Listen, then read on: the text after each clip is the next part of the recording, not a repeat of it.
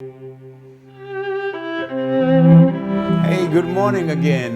This is Dr. Karanja coming to you from Beulah Heights University in Atlanta.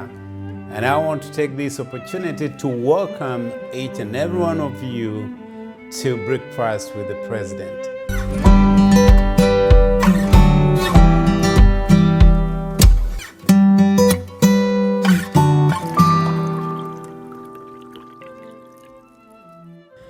Tomorrow we'll be celebrating the Independence Day for United States or for American. But independence is not only for America. Independence means freedom. And it means freedom that you're free, you're not under any oppression. It's a freedom of your mind, it's freedom of what you do. And in biblical terms, we can always think, what happened with Moses when he was told by God, you're going to lead my people out of Egypt?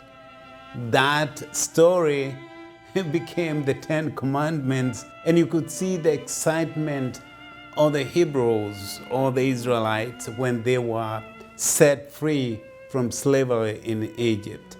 And I want to take this opportunity to congratulate every one of us who is celebrating this day here in the United States.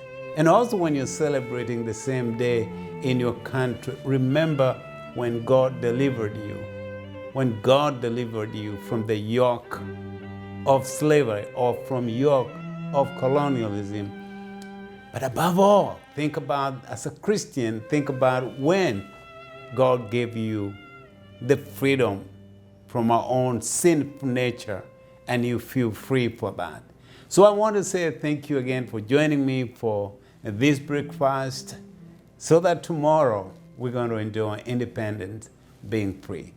Thank you, and God bless you.